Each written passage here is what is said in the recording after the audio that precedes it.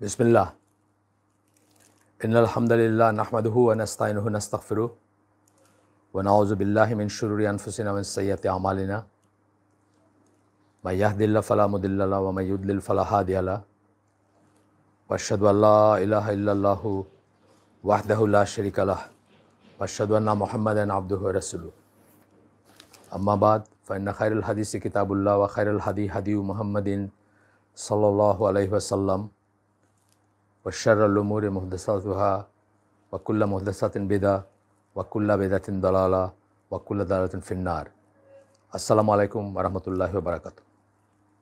আমরা গতদিন ৪৫ নম্বর বৈশিষ্ট্যে শেষ করছিলাম। খাওয়ারিজদের বৈশিষ্ট্য আমরা পড়তেছি, একটা পেপার ধরে পড়তেছি। ৪৫ নম্বরটা শেষ করছিলাম। ৪৫ নম্বরটা ছিল they are the dogs of the inhabitants of hell. তারা জাহান্নামের বাসিন্দাদের কুকুর। তা আমি আপনাদেরকে বলছিলাম যে কুকুরের আল্লাহ রাসূল কী মনে করে বলছেন এটার এক্সপ্লেনেশন আমার জানা নাই, কিন্তু কুকুরের একটা বৈশিষ্ট্য হচ্ছে ঘেউ ঘেউ করে। তারা বুঝে করে, না বুঝে করে, ভালো কিছু দেখলেও করে, খারাপ কিছু দেখলেও করে। একই রকম এই দুনিয়ায় আমি দেখছি যে তাদের খারিজি টেন্ডেন্সি যাদের থাকে তারাও ঘেউ ঘেউ করে সম্মানিত মানুষদের দেখলে, সম্মানিত মানুষদের প্রতি বার্কিং যেটাকে আমরা বলি সেটা করে, তাদেরকে আতঙ্কিত করা অথবা অপদস্থ করার চেষ্টা করে। তো এরপরটা হচ্ছে ৪৯ নম্বর 49th যেটা, সেটা হচ্ছে they use as evidence verses from the Quran that deal with the wa'id, অর্থাৎ আল্লাহর পানিশমেন্ট নিয়ে যে সমস্ত থ্রেট সেগুলো তারা বেশি বেশি ইউজ করে। while abandoning the verses, সেই সমস্ত আয়াতকে ছেড়ে দিয়ে বা সেই সমস্ত আয়াতকে বাদ দিয়ে পাশ কাটায় কনসার্নিং দ্য ওয়াদ, মানে আল্লাহর প্রমিস যে সমস্ত ভার্সেসে আছে, অ্যান্ড ফরগিভনেস, ক্ষমার কথা আছে। আল্লাহর প্রমিস ফর ফরগিভনেস, আল্লাহর ক্ষমার ওয়াদা যেখানে আছে বা ক্ষমার কথা আল্লাহ যেখানে বলছেন যে এই হলে এই করে দিবেন, বা অনেক আছে না, অনেক আয়াত আছে যেখানে আল্লাহ বলছেন কীভাবে মাফ করে দেন বা দিবেন মানুষকে, মানুষ যদি এরকম করে তাহলে এরকম হবে। সেগুলো সব করে শুধুমাত্র পানিশমেন্টের যে থ্রেটগুলো আছে সেই আয়াতগুলোকে তারা সামনে নিয়ে আসে এবং সেগুলোকে তারা ডিল করে। সো এটা আমরা আমাদের সাথে যারা আগে কোনো প্রোগ্রামে বসছেন বা এসে আমরা সবসময় এটা বলে থাকি যে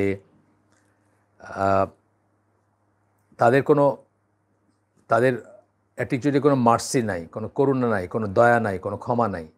সব কিছুতে মার কাট, এই হলে কাফির হয়ে যাবে, ওই হলে মুশরিক হয়ে যাবে, এই হলে তার হত্যা করতে হবে, ওই হলে এই ধরনের কথাবার্তা ঘুরে ফিরে আসবে।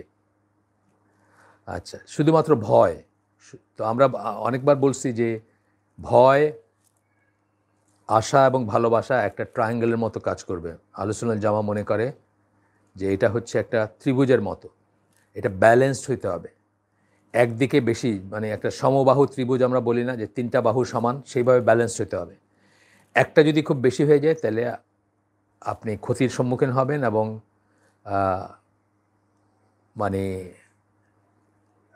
পুরাইটাই ভণ্ডুল হয়ে যেতে পারে।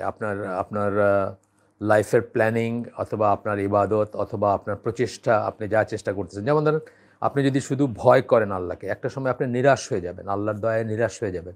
আপনার মনে হবে আপনি এনাফ করতেছেন না, যাই করবেন মনে হবে যে এটা একটা অসওয়াস, যাই করবেন মনে হবে যে না আমি তো এনাফ করলাম না, এই ধরনের করবেন।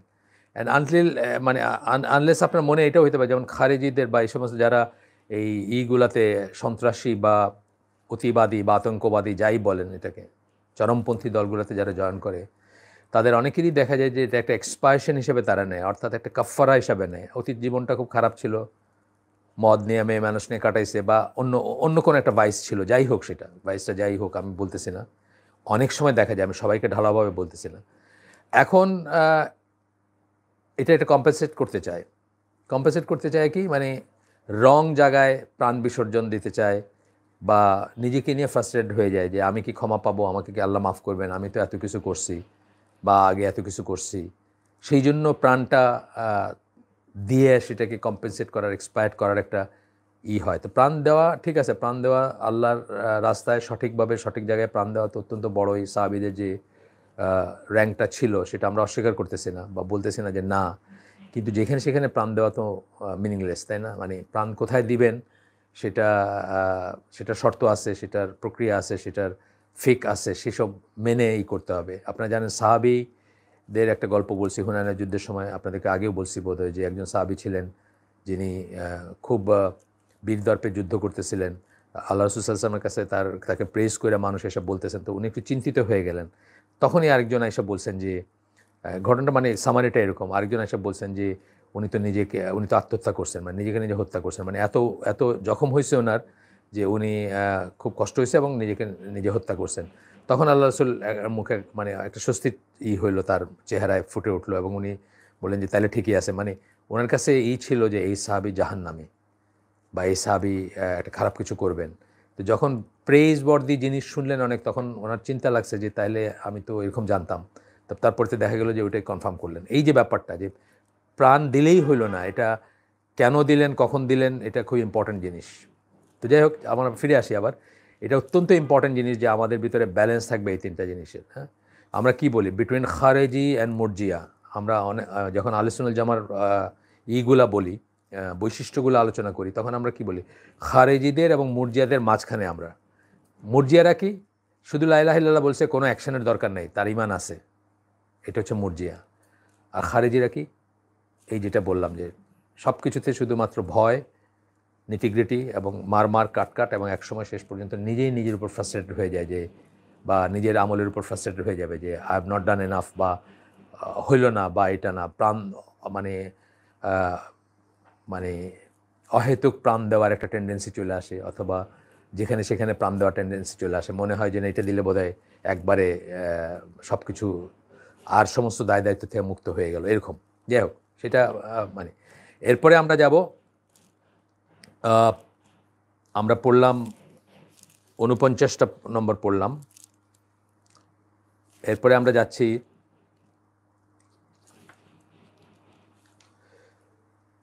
৫২ নম্বর। আমরা বলছি যে আমরা প্রত্যেকটা পড়বো না, ৫২ নম্বর বৈশিষ্ট্যে যাচ্ছি, 52nd যেটা, এটা হচ্ছে যে among them is he who has doubts concerning the well establish historical events, যেগুলা প্রতিষ্ঠিত হিস্টোরিক্যাল ইভেন্টস বা ঐতিহাসিক ঘটনা, সেগুলো নিয়েও তাদের ডাউট আছে। যেমন আমাদের এইখানেই একজন প্রশ্ন তুলছেন, আগের দিন বলছিলাম যে আয়েশা রাদিয়াল্লাহু আনহু তার তালহা জুবাইরকে নিয়ে যে গেলেন, এটা তাহলে কি হইল, এটাও কি তাহলে বলবো আমরা? না। আয়েশা রাদিয়াল্লাহু আনহু প্রথম কথা হচ্ছে যে তালহা জুবাইরকে নিয়ে উনি যুদ্ধে যান নাই, যুদ্ধের নিয়তে বাইর হন নাই। ডিটেলস বলছেন সাইফুল্লাহ ভাই, আমরা একটা অডিও ক্লিপ দিছি গতদিন। এবং তারা কি করছে, খারেজিরা কি বলছে, আয়েশা রাদিয়াল্লাহু আনহা আন্ডারে যারা গেছেন তাদেরকেও তারা ডিসবিলিভার বলছে, মুয়াবিয়া রাদিয়াল্লাহু আনহুকেও তারা ডিসবিলিভার বলছে, কারণ উনি খলিফার এগেনস্টে দাঁড়াইছেন, এটাকে তারা বিদ্রোহ বলে ইন্টারপ্রেট করছে। এখানে বুঝতে হবে যে ব্যাপারটা তা ছিল না।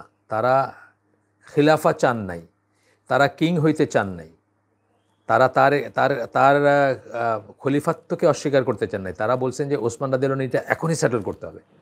এটা অত্যন্ত বড় একটা অন্যায় হয়েছে। খারেজিরা কী করছে, ৩ দলকেই, প্রথমে তো আয়েশা রাদিয়াল্লাহু আনহার আন্ডারে যারা ছিলেন তাদেরকে তারা কাফের জ্ঞান করছে বা ফতোয়া দিছে। তারপরে ওইটা তো যুদ্ধ হইতো না, ওইখানে তো আপনাদের হিস্ট্রির বই পড়লে দেখবেন যে তাদের ভিতরে মিটমাট হয়ে গেছিল, সব সেটেল। আলী রাদিয়াল্লাহু আনহু বলছেন যে হ্যাঁ উনি এটাকে প্রায়োরিটি দিবেন এবং এই কাজটা করবেন, বাস সেটেল। এরই ভিতরে রাতের অন্ধকারে বা ভোরের দিকে একদল আরেক দল, মানে তারাই দুই দলের দুই পাশ থেকে করে যুদ্ধটা লাগাই দিছে, যখন আর অনেক মানুষ মারা গেছে। একই কথা ওই ইসেরও ব্যাপার, মুয়াবিয়া রাদিয়াল্লাহু আনহুর সাথে ব্যাপারটা, উনি যে আলী রাদিয়াল্লাহু আনহুর উপর দিয়ে গিয়ে খেলাফত চাইছেন, খিলাফত চায় বিদ্রোহ করছেন, এরকম জিনিস ছিল না। কিন্তু উনি শুধু এটাই বলতেছিলেন যে এটা আগে করতে হবে বা এটা করা উচিত, প্রায়োরিটি হিসাবে করতে হবে। যাই হোক, তো এইসব নিয়ে তারা doubt, who has doubts concerning, এইসব নিয়ে তাদের ডাউট ছিল, যে জন্য তারা একে একে সবাইকে, সব 3টা দলকেই কিন্তু কাফের ডিক্লেয়ার করছে। প্রথমে আয়েশা রাদিয়াল্লাহু আনহার আন্ডারে যারা ছিলেন তারা কারা ছিলেন, তালহা জুবায়ের, আশারা মুবাশশারা সাহাবী, তাদেরকে। তারপরে মুয়াবিয়া রাদিয়াল্লাহু আনহুকে, অ্যান্ড ফাইনালি আলী রাদিয়াল্লাহু আনহুকে, অলবিট ফর ডিফারেন্ট রিজনস তারা করছে। আচ্ছা, এটা আরেকবার আসলো, যেহেতু ঐতিহাসিক ঘটনার কথা বলতেছেন। এরপরটা হচ্ছে 53 নাম্বার 53rd ক্যারেক্টারিস্টিক্স হচ্ছে দে কল টু ইলিটারেসি, তারা জাহিলিয়াতের দিকে ডাকে। ইলিটারেসি মানে মূর্খতার দিকে ডাকে বা নিরক্ষরতার দিকে ডাকে। তারা এখানে আমি একটু দলিল পড়বো, একটু মানে একটা উদাহরণ পড়বো আপনাদের সাথে। Once in a lifetime share করার, আমি বলছিলাম আপনাদের যে বইটা 650 পৃষ্ঠার বই আমরা দীর্ঘ সময় ধরে হালাকা করছি আইসিডিতে, religious extremisms in the lives of contemporary Muslims, বইটার নাম। শর্টে হচ্ছে আল গুলুফিদ্দিন, ধর্মে তো সেইখানে দে কল টু ইলিটারেসি, তারা পড়াশোনার দরকার নেই এটা বলে খারেজিদের ভিতরে, সবাই হয়তো বলে না, বাট এইটা তাদের বৈশিষ্ট্যের ভিতরে পড়ে।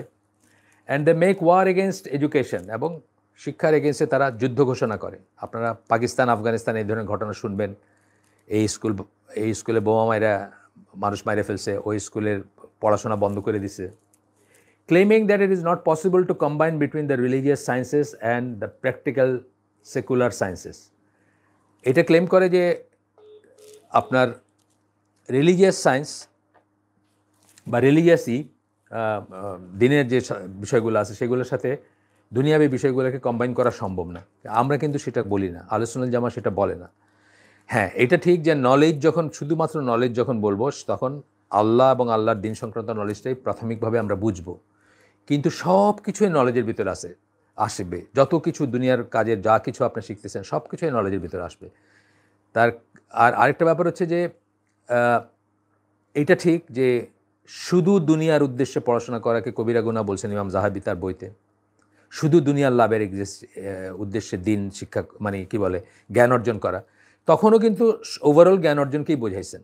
অনেক মানুষ আছে না যে দুনিয়াবী লাভের জন্য দিন শিক্ষা করতেছে বা ইসলাম শিখতেছে বা কোরআন পড়তেছে বা শুধুমাত্র দুনিয়াবী লাভ শুধুমাত্র, বা মাদ্রাসায় পড়তেছে বা অন্য কিছু ইঞ্জিনিয়ারিং পড়তেছে, ভাই শুধু তার জ্ঞান অর্জন একে যদি একটা ব্রডার হেডিংয়ে ধরি, তার উদ্দেশ্য হচ্ছে কেবলমাত্র দুনিয়া।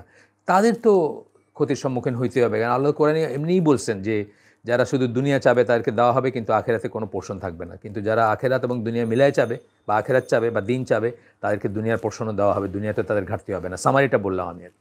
তো তারা এরকমই করে যে এটা সম্ভব না। অথচ আহলে সুন্নাত জামাত কি মনে করে যে এম্পিরিক্যাল সায়েন্স যেগুলো, ইঞ্জিনিয়ারিং, ডাক্তারি, প্লেন চলতেছে, ট্রেন চলতেছে, ইলেকট্রিসিটি চলতেছে, ডাক্তার হসপিটাল চলতেছে, এই জিনিসগুলাও আমাদের জ্ঞান অর্জন করতে হবে। এগুলোকে যদি আমরা সেকুলার সায়েন্স বলি, কোট আন কোট, সেকুলার সায়েন্স না বললে এগুলো এম্পিরিক্যাল সায়েন্স বলাটাই ভালো। সেকুলার বললেই মনে হয় যে ধর্মবিরুদ্ধে একটা কিছু বোধ হয়, যদিও ব্যাপারটা সেটা ছিল না। কিন্তু আজকে সেকুলারের মিনিং সেটা হয়ে গেছে এবং ধর্ম বিমুখ বা ধর্মবিরুদ্ধ বা ধর্মবিহীন হয়ে গেছে। তো যাই হোক, আমরা এম্পিরিক্যাল সায়েন্সই বলি যে যেগুলো দিয়ে দুনিয়া চলে সেই সমস্ত এইগুলা, তারা মনে করেন যে এগুলো কম্বাইন করা সম্ভব না। খুব স্পেশাল কিছু মানুষ এগুলো শিখতে পারে, কিন্তু ইন জেনারেল মানুষের স্কুলে যাওয়ার দরকার নেই, কলেজে যাওয়ার দরকার নেই। তো এই ব্যাপারটা ঠিক না। আহলে সুন্নাত জামা কি মনে করে? আহলে সুন্নাত জামা মনে করে যে আপনার অন্য দুনিয়াবি সায়েন্স যেগুলো, এগুলো ফরজে কিফায়া।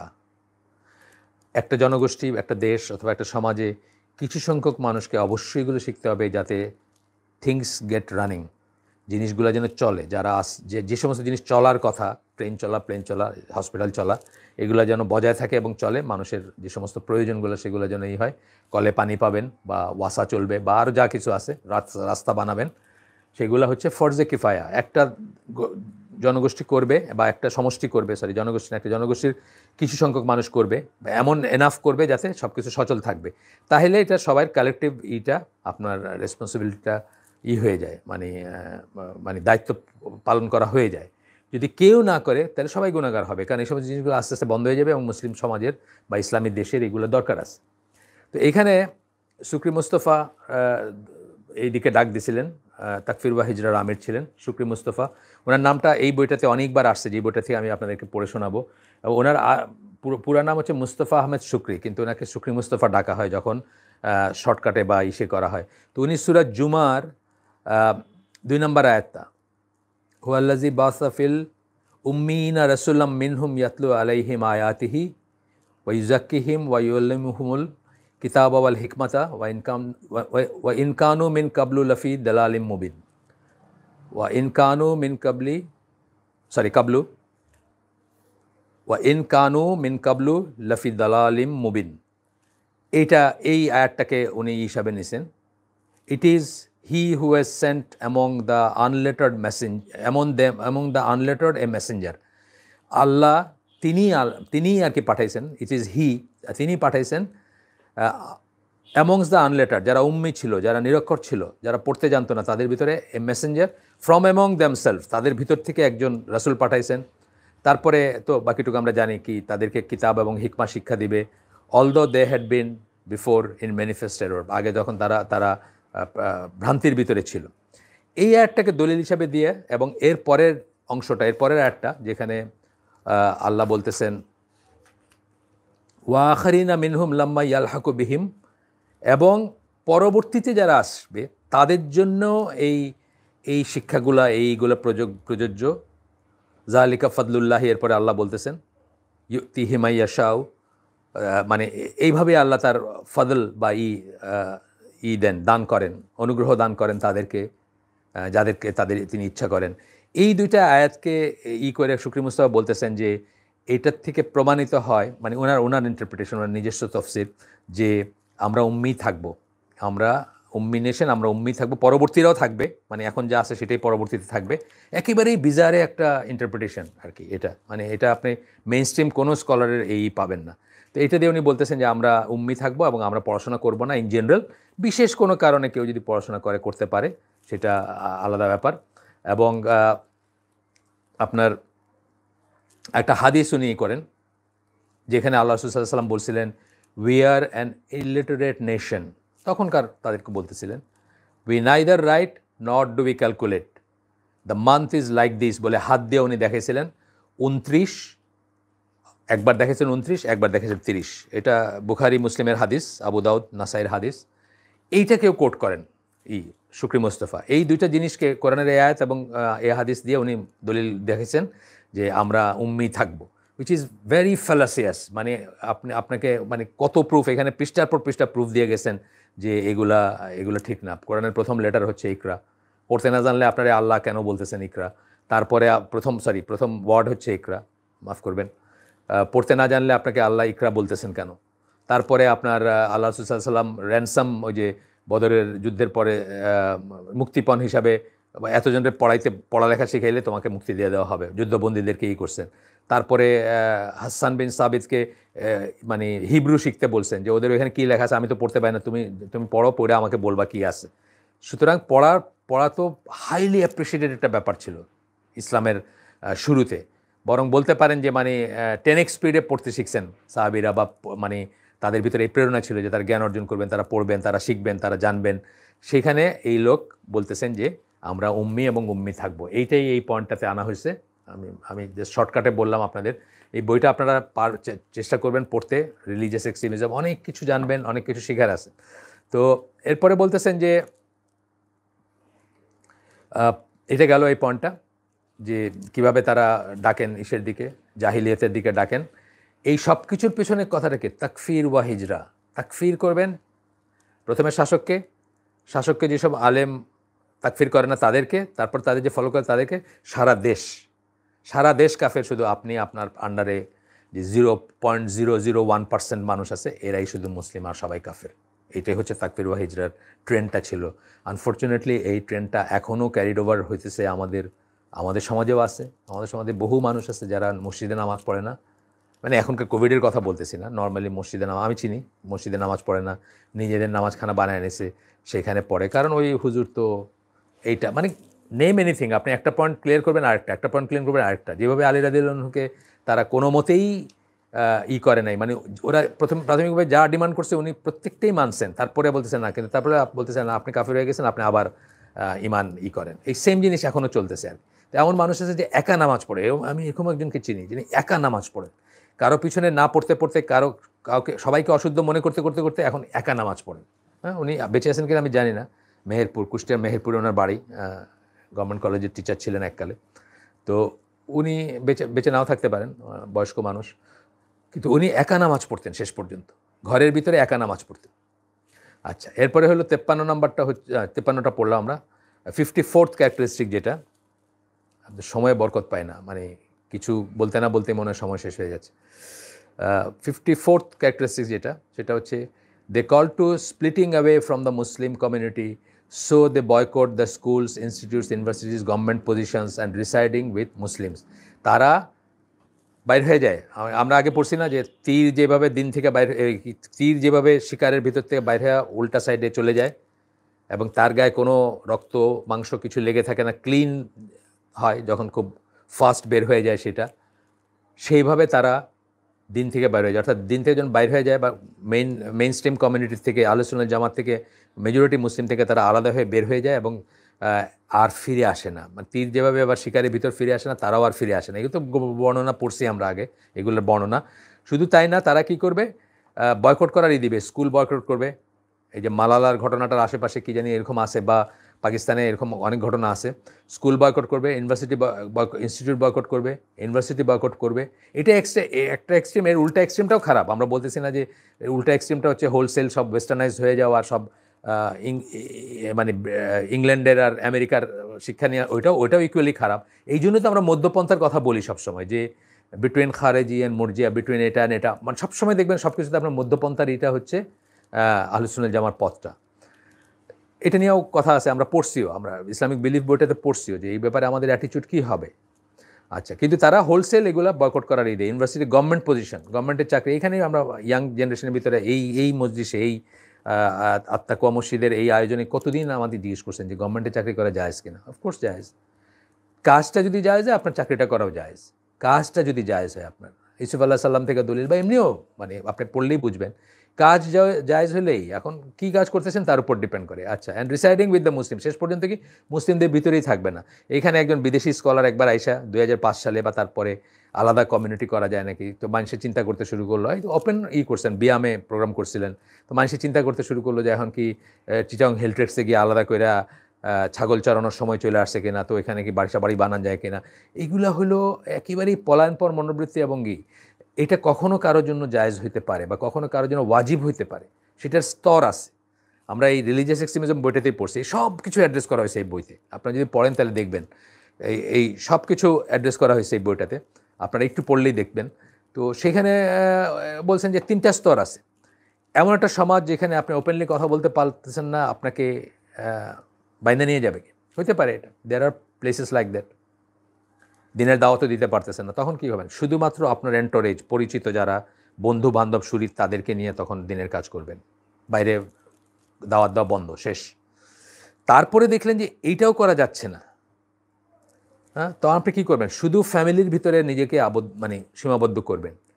ফ্যামিলিও হইতে পারে এরকম লুত আলাইহিস সালামের ফ্যামিলির মতো, বা আরও অন্য কারো, ইব্রাহিম আলাইহিস সালামের ফ্যামিলির মতো, যে আপনাকে খেদায় দিতে চাচ্ছে। বা আপনার অনেক ফ্যামিলি আছে এরকম, যে ফ্যামিলিতে ছেলেমেয়েরা টিকতে পারে না দিনের জন্য। এইরকম যদি হয়, যে মানে দেশ এরকম, আপনার পুরা পরিবেশ প্রতিবেশ এরকম, আপনার ফ্যামিলিও এরকম, আপনার কোনো জায়গায় নেই দুনিয়ায় আল্লাহর নাম নেওয়ার, তখন আপনি যাবেন। কিন্তু তথাপি কি বলছেন, আপনার হাদিস আছে, সহিহ হাদিস, যেটা এখন আমার স্কোপের বাইরে, এই জন্য আমি পড়ে শোনাচ্ছি না, এই বইতেই আছে, যে তখন আপনি কি করবেন, যাইতে পারেন, কিন্তু ওইখানে আবার একটা বলা হয়েছে যে কষ্ট সহ্য করে লোকালয়ে থাকলো, মানুষকে নিয়ে থাকলো, মানুষকে পরিবর্তন করার চেষ্টা করলো, সে সুপিরিয়ার টু হিম, যে প্রাণ নিয়ে পালায় গেল বা সুবিধার্থে বা ঝামেলা অ্যাভয়েড করতে চলে গেল। খুব ইজি, ঝামেলা অ্যাভয়েড করতে গিয়ে আপনি যদি আল্লাহ যদি পয়সা দিয়ে থাকেন, আপনি শ্রীপুরের জঙ্গলে একটা কটেজ বানায় ওইখানে থাকেন না, দুনিয়ার সাথে কোনো সম্পর্ক নাই, আসে মানুষ এরকম থাকে, দেয়ার আর পিপল, বড়লোক মানুষ তারা থাকে এরকম। ঢাকায় আমি ওই সাভারের ওইদিকে 100 বিঘা প্লাসের শুনছি, খামার বাড়ি শুনছি, বা আরও কি জানি সব আছে, বড়লোকরা থাকে এরকম আইসোলেটেড। কিন্তু এটা প্রেফারেবল না। আপনি মানুষের ভিতর থাকবেন, মানুষের সাথে সালাতে যাবেন, মানুষকে নাসিহা করবেন, মানুষকে ফিরে আনবেন, এবং আপনাকে গালি দিবে বা আপনাকে কটূক্তি করবে, সেটা সহ্য করে থাকবেন, এটাই প্রেফারেবল দেন লেজ গুটায় পালানোর চেয়ে। আচ্ছা, এরপরে হচ্ছে 55th, যেটা 55 নাম্বারটা হচ্ছে, তাদের ভিতরে এমন মানুষ আছে যারা মনে করে যে ইজমা নেওয়া যাবে না, ইজমাকে একটা দলিল হিসাবে গ্রহণ করা যাবে না। যদি কেউ ইজমাকে মানে যে আর কি, যে স্কলার ইজমাকে দলিল হিসাবে মনে করেন, proof, the consensus of the scholars is proof, is a disbeliever. যে মনে করে, হু হোল্ডস, যে মনে করে যে ইজমা একটা দলিল, সে হচ্ছে ডিসবিলিভার বা কাফের। এরকম সব খারিজি না, আমি আগেই বলছি খারিজিদের অনেক সেক্ট আছে, সব খারেজি না, তার ভিতরে এই সেক্টর আছে বা এই বিশ্বাসও আছে যে ইজমাকে অনেকেই বিরোধিতা করে থাকেন, কিন্তু ইজমা কিন্তু আহলে সুন্নাত জামার মতে প্রতিষ্ঠিত একটা দলিল কোনো কিছুর। বাট এই ইজমা কোরআন হাদিসের বিরুদ্ধে যেতে পারবে না, এই হচ্ছে শর্ত। কোরআন হাদিসে স্পষ্ট কোনো ইস্যুর বিরুদ্ধে যেতে পারবে না বা এগেনস্টে গিয়ে ইজমা নাই। হ্যাঁ, যেমন ধরেন একটা সোকল ডেমোক্রেটিক দেশে ধরেন 80% মানুষ একটা লোককে ভোট দিল, দিয়ে তারা প্রেসিডেন্ট বানাইলো, এটা কি বা 90% মানুষ বা 95% মানুষ, এটা কোনো ইজমা না। এই 90% মানুষ 95% মানুষ ভুল, কার ইজমা, এটাও একটা বড় জিনিস। হ্যাঁ, আমরা যখন ইজমা বলবো তখন আহলুস সুন্নাহ ওয়াল জামার মুজতাহিদ আলেমদের কথাই মিন করব, আচ্ছা, স্কলারদের কথাই মিন করব। তারপরে বলতেছেন যে 56 নম্বর বৈশিষ্ট্য হচ্ছে, এগুলো সব বৈশিষ্ট্য পড়তেছি আমরা খারেজিদের, আগেই বলছি 58টা আছে এই পেপারে, আমরা সবকটা পড়বো না, আমরা বেছে বেছে পড়তেছি, একটু স্কিপ করে পড়তেছি। They oppose those scholars that make blind following permissible for the common person and the beginner student, claiming that blind following is a cause for disbelief and the destruction of the nation of Islam.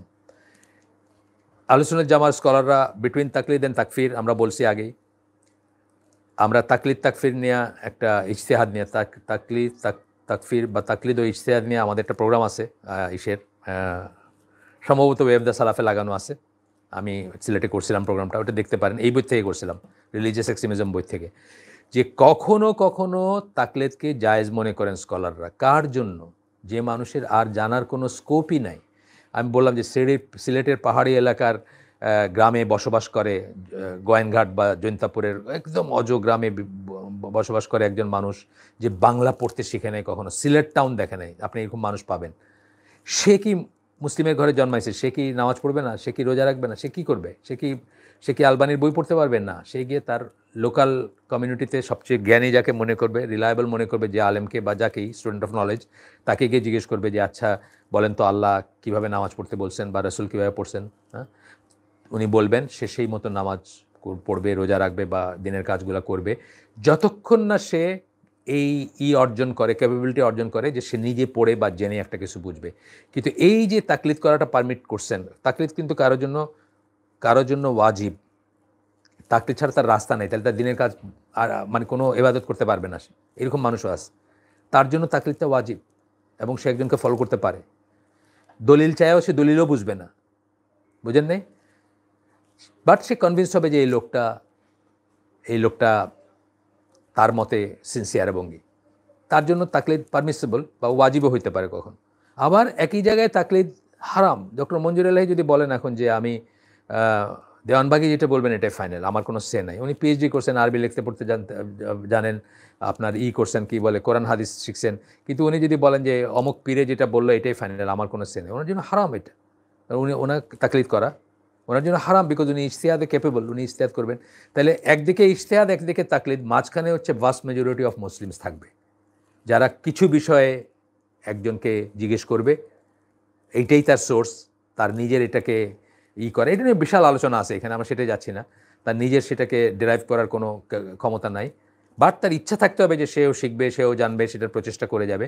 Vast majority মুসলিম কিন্তু এই দুটা এন্ডের মাঝখানে, এক এন্ডে doctor মঞ্জুরের মতো পিএইচডিরা, আরেক এন্ডে হচ্ছেন যার কথা বললাম যে সে জানে না, সিলেট শহর দেখে নাই কখন, মাঝখানে হচ্ছে ভাস্ট মেজরিটি অফ মুসলিমরা। কিন্তু এটা কখনো কখনো জায়েজ বা কখনো কখনো ওয়াজিবও হইতে পারে। এই জিনিসটা যারা করে, মানে তারা এটাকে অপোজ করে, যেসব স্কলাররা এটাকে এই মতটা পোষণ করেন, যেটা আহলে সুন্নাত জামাত স্কলাররা পোষণ করেন যে কখনো কখনো করতে হইতে পারে তাকলিদ, এটাকেই করেন। এবং কেন করে? যে মনে করে যে এটা কুফরের কারণ, মানে কাফের হয়ে যাওয়ার কারণ এবং ডিস্ট্রাকশনের কারণ। হ্যাঁ, সবাই যদি আমরা হোলসেল তাকলিদ করি অবশ্যই সেটা ডিস্ট্রাকশনের কারণ, কিন্তু কাউকে কাউকে করতে হবে, এটা আমাদের বুঝতে হবে। শেষ হয়ে গেল আমাদের 57টা পড়ছি, 58 নম্বর পড়ার দরকার নেই, বা পড়তে পারি 58 নম্বরটা। They kill themselves in suicide operation basing that on false arguments, false আর্গুমেন্টের উপর করে তারা সুইসাইড মিশনে গিয়ে নিজেদেরকে হত্যা করে। আপনারা আমাদের সাহাবীর কথা বলছি, যে সাহাবীর কথা, মানে কত একটা ব্যাপার। হ্যাঁ, যদি আমির আপনাকে কোথাও পাঠান যে এই জায়গায় যাওয়া, আপনার মুসলিম দেশের আমির আল্লাহ রসুল যদি পাঠাইতেন যে এই জায়গায় যাওয়া, এবং নোয়িং দ্যাট এটা সুইসাইডের সমান বা ইকুইভ্যালেন্ট টু দ্যাট, হ্যাঁ, যে অথরিটি ছিল আল্লাহ রসুল সাল্লাল্লাহু আলাইহি ওয়াসাল্লামের, তখন হয়তো এটা মানে উনি সুইসাইড করতেছেন না, কিন্তু জেনে শুনেই যাচ্ছেন যে এখানে উনি মারা যাবেন, মানে মারা যাওয়া 99.9999% পসিবিলিটি, তখন এটা তো সুইসাইডের কাছাকাছি একটা জিনিস হয়ে গেল। সেটা একটা ডিফারেন্ট জিনিস। আর আপনি মানে আমিরত্বের কোনো ঠিক নাই, গর্তের ভিতর ঢুকে আছে, কে আমির সেটাও জানেন না, তার জীবনে দেখানো নাই, আপনি আপনার মতো মনে করছেন যে আপনি জান্নাতে শর্টকাট বাইর করতেছেন, সেটার কথা এখানে বলা হচ্ছে। শেষ, আমার মেইন পেপারটা শেষ। এটার পরের কনক্লুশনটা যেটা করছেন সেটা একটু পড়ি, খুব ইম্পর্ট্যান্ট, খেয়াল করে শুনবেন। From the manifestations of the Khawarij ideology বা খারিজি ideology in the recent times is, এখনকার সময়ে, রিসেন্ট সময়ে খারিজিদের যে আইডিওলজির ম্যানিফেস্টেশন মানে আলামত কীভাবে প্রকাশিত হয়, অ্যাপারেন্ট হয় কীভাবে, সেটা হচ্ছে showing bad manners towards the স্কলারদেরকে তুচ্ছতাচ্ছিল্য করা। শেখ আলবানি, শেখ বিন বাজ থেকে শুরু করে কাউকে তারা ছাড়ে নাই, সবাইকে তারা মর্জিয়া বলছে, কাফের বলছে, মুলহিদ বলছে, মানে কি বলে নাই। আর আমাদের দেশে তো এখন না, আজ থেকে 5, 7, 10 বছর আগে আমি শুনছি যে আমরা যাদেরকে স্কলার মনে করি, যারা 16 বছর 18 বছর মদিনায় কাটায় আসছেন, হ্যাঁ, যাদের শুধু আপনি কারিকুলামটা দেখেন, একটু মদিনা ইউনিভার্সিটির ওয়েবসাইটে গিয়ে শুধু দেখেন উসুল ফিকের কারিকুলাম কি, তাইলে বুঝবেন আপনারা তারা কী শিখে আসছেন, কী পড়ে আসছেন এবং কতই করে আসছেন। তার ভিতরেও তারা চোজেন ওয়ান্স, বিকজ চাইলেই কেউ পিএইচডি করতে পারে না। আমাদের এই দিনী ভাই হাসান, নাম বললাম না আমি, খুবই ভালো উনি, কিন্তু ওনাকে মদিনা ইউনিভার্সিটিতে এমফিল বা পিএইচডির পর্যায়ে যেতে দেওয়া হয় নাই। অলবেট তাদের রিজনস থাকতে পারে, আমি সেটা জানি না, কিন্তু আমি বলছি ইটস নট ইজি। এই সমস্ত ঈদের তুচ্ছতাচ্ছিল্য করে এবং এদের পিছনে নামাজ হবে না, এরকম কথাও প্রচলিত আছে। আমরা যেসব স্কলার মানে দেশ বরেণ্য স্কলার, তাদের পিছনে নামাজ হবে না, বিকজ তারা তো মানে তারা যা বলতে চায় আর কি, ইসলামের বাইরে, অথবা তারা তাহুত বা হোয়াট এভার, কতগুলো ক্যাচ ফ্রেজ আছে না, কতগুলো ফ্রেজ আছে ইয়াং মানুষদের খুব পছন্দের ফ্রেজ এগুলো। অ্যাজ ওয়েল অ্যাজ ডিফেমিং দেম, তাদেরকে ডিফেম করে, তাদের অসম্মান করে। একটা হচ্ছে ব্যাড ম্যানার, একটা হচ্ছে অসম্মান করা। ব্যাড ম্যানার মানে আপনি কি বলতেছেন এগুলো, এটা ব্যাড ম্যানার। ডিফেম করা, বাইরে গিয়ে আগে কিছু জানে না, ও কিছু জানে না, এ কিছু মানে দরবারি আলেম, এই সাহাবীদেরকে যেটা বলছে, দরবারি আলেম, কম্প্রোমাইজ করে, আপোষকামী, হ্যাঁ, দালাল, এই কথা সাহাবীদের বলছে। আবদুল্লাহ জাহাঙ্গীর বই থেকে আমরা পড়ে শোনাইছি ওই দিন, এই কথা তখনও বলছে, এখনও বলতেছে সেম কথা। ডিফেমিং দ্যাম, বিলিটলিং দ্যাম, ছোটো করা তাদেরকে। খুব সুন্দর করে বলতেছে যে উনি খুব অমায়িক মানুষ, খুব কি সুবক্তা, মিষ্টভাষী, বইলা বাসটা দিতেছে, বুঝছেন না, আমি নিজে দেখছি। Belittling them, kindling the hearts and with hatred for them, young মানুষদের বিশেষ করে তাদেরকে টার্গেট করে, তারা যেন তাদেরকে ঘৃণা করতে শুরু করে। আমি নিজে একটা দেখছি, আমার ছেলেটা আমার পরিচিত মানে আমার এক দিনী ভাইয়ের ছেলে। তো কোনো একটা কেউ বলতেছে যে আমাদের আলেমদেরকে বা আমাদের আলেমদের সাথে যারা উঠে বসে তাদেরকে মুরজিয়া বা আরও কিছু বলতেছে, মানে যত রকম পারতেছে বলতেছে আর কি। তো সেই ছেলেটা বলতেছে, মানে পোস্টটাতে মন্তব্য করছে, এতদিনে আমার কলিজাটা ঠান্ডা হইলো, মানে এই যে আলেমদেরকে বেইজ্জত করতে পারছে আরেকজন বা করছে, এইটাতে তার কলিজাটা ঠান্ডা হয়েছে আর কি। And having the audacity to disparage and criticise them, এবং তাদের সেই অধ্যত্ত হয় যে তাদেরকে অসম্মান করা, ছোট করা, হ্যাঁ, তাদের চরিত্র হরণ করা এবং ক্রিটিসাইজ করারই হয়। এখানে আমাদের মেন পেপারটা শেষ। আমরা আগের দিন আপনাদের বলছিলাম যে আমরা আরেকটা পেপার থেকে আল্লাহ যতটুকু তৌফিক দিয়েছেন ততটুকু আপনাদেরকে পড়ে শোনাবো। এই পেপারটাও আপনাদের এই পেপারটাও আপনাদের জন্য এটা খুব ভ্যালুয়েবল একটা পেপার এবং অনেক নতুন জিনিস আমি দেখছি বা শিখছি এখানে। বাট এটা অনেক রিপিটেশন পাবেন, এখানে যেগুলো পড়লাম সেগুলোই আরেকটা পয়েন্ট অফ ভিউতে বা আরেকভাবে বলা আছে। এটা হচ্ছে শায়েখ আলবানির একটা কাজ, ডেসক্রিপশনস অফ দ্য খাওয়ারিজ। হ্যাঁ, এটা কোথা থেকে নিছেন, কোন বই থেকে নিছেন, দলিলগুলো আছে, বা কোন লেখার থেকে নিছেন, ফেমাস মানে তার থেকে বুক কল্ড, কোন বুক থেকে নিছেন সেগুলো আছে। আমি সেগুলোতে আর অত ডিটেলসে যাচ্ছি না, আপনার চাইলে পেপারটাই আমি চেষ্টা করব দিয়ে দিতে, এই মন্তব্য বা ওই সব জায়গায়। আমাদের রাফলি 26 মিনিট সময় আসছে, যতটুকু আমরা পারি। এটা হচ্ছে ডেসক্রিপশনস। আগেরটা আমরা কি পড়ছিলাম, ক্যারেক্টারিস্টিক্স অফ দ্য খাওয়ারিজ, না মানে বৈশিষ্ট্য যেগুলো, সেগুলো পড়ছিলাম। ডেফিনেশন শুরুতে ছিল, কিন্তু বৈশিষ্ট্য। আর এটা হচ্ছে ডেসক্রিপশন, মানে বর্ণনা, কাছাকাছি জিনিস কিন্তু একটু তফাৎ আছে। তারপরেও এই চ্যাপ্টারগুলোকে যে সাজিয়েছেন, আমরা তো সব চ্যাপ্টার পড়বো না বা পড়তে পারবো না, চাইলেও কিছু কিছু বাদ দিয়ে যাব। কীভাবে সাজিয়েছেন সেগুলো বলি, মানে হেডলাইনগুলা কি, ক্যাপশনগুলা কি বলি। দ্য ডগস অফ হেল, একটা জাহান্নামের কুকুর, they are the worst people, the worst of all creatures. মানুষের ভিতর সবচেয়ে এবং ইনফ্যাক্ট সৃষ্ট জীবের ভিতরে সবচেয়ে নিকৃষ্ট তারা, সৃষ্ট জীবের ভিতরে নিকৃষ্ট, মানুষের ভিতর না। The Antichrist will emerge among them, দাজ্জাল তাদের ভিতরে আবির্ভূত হবে, অর্থাৎ তারা দাজ্জালের দলে থাকবে, এটাই হচ্ছে কারেক্ট কথা বা বুঝ। দে আর দ্য ওয়ার্স্ট পিপল কিল, যত মানুষকে হত্যা করা হবে তার ভিতরে সবচেয়ে নিকৃষ্ট হচ্ছে তারা। আর তারা যাদেরকে, the best R those hmm they kill, এবং সেসব মানুষ বেস্ট বা সবচেয়ে উন্নত যাদেরকে তারা হত্যা করবে। দেখেন কত বড় কথা, তারা যাদেরকে হত্যা করবে, আলী রাদিয়াল্লাহু আনহুকে, পরবর্তীতে আরও যাদেরকে। জুহাইমান কাদেরকে মারছে? হজের ইসে বা তওয়াফরত মানুষকে বা কি বলে ওমরারত মানুষকে মারছে, তাই না? মসজিদুল হারামের ভিতরে মারছে মানুষকে। আচ্ছা, they murder the people of Islam and ignore the people of idol worship, এটা হচ্ছে আরেকটা হেডিং। ইসলামের মানুষকে তারা হত্যা করে আর মুশরিকদেরকে তারা ছেড়ে দেয়। আপনারা হয়তো জানেন যে এই পাকিস্তানের একটা স্কুলে বোমাবাজি হয়েছিল, 160 বা কিছু বাচ্চা মারা গেছিল। এটা পাকিস্তান স্পষ্টত প্রমাণ দাখিল করছে যে এটা যারা করছে তাদেরকে ফান্ডিং করছে মুশরিকের দেশ, কাফেরের দেশ। Their sign is their shaven heads, তাদের একটা আলামত হচ্ছে ন্যাড়া করা মাথা, ন্যাড়া মাথা। They recite the Quran with only their tongues, কোরআন তেলাওয়াত করে শুধুমাত্র জিহ্বায়, ভিতরে ঢোকে না। এগুলো সব আমরা পড়ছি, কিন্তু আমরা এখন হাদিসগুলো একটু দেখবো এবং ওনার একটা এক্সপ্লেনেশন বা ওনার কিছু কথা, ওনার কথা খুব কমই, তারপরেও উনি যেভাবে প্রেজেন্ট করছেন সেটা দেখব। দেয়ার অ্যাকশনস অ্যামেজ পিপল, মানুষকে চমৎকৃত করে তাদের অ্যাকশন, দেখে মানুষ ইমপ্রেসড হয়। এই জন্যই মানুষ দলে দলে তাদের পিছনে ছুটে। পাইপার্স অফ হ্যামিলিন, মানে ওই হ্যামিলিনের বংশবাদকের মতো, একজন বাঁশি বাজাইলার পিছনে সব ছুটলো। একজন মরে গেছে অনেক দিন আগে, তার লেকচার শুনে এখনও মানে শত শত যুবক বা হাজার হাজার মুসলিম যুবক খারেজি ট্রেন্ডের ভিতরে ঢুকে যেতেছে, জাস্ট বিকজ ওনার বক্তৃতা আমার খুব ভালো লাগে। আগেই বলছি, ওনার কথা আমার খুব ভালো লাগে। এইটাই দলিল, আর কোনো দলিল নেই। আচ্ছা, দে আর দ্য মারিকুন মানে ওই যে তীর ঢুকে বাইর হয়ে যায়, কিছু লেগে থাকে না তীরে, মানে দিন থেকে বাইরে হয়ে যাবে কিন্তু কিছু নিয়ে যাবে না, সব মুছা, মানে কোনো চিহ্ন থাকবে না আর দিনের। আচ্ছা, এরপরে হচ্ছে the closer of two parties to the truth will defeat them.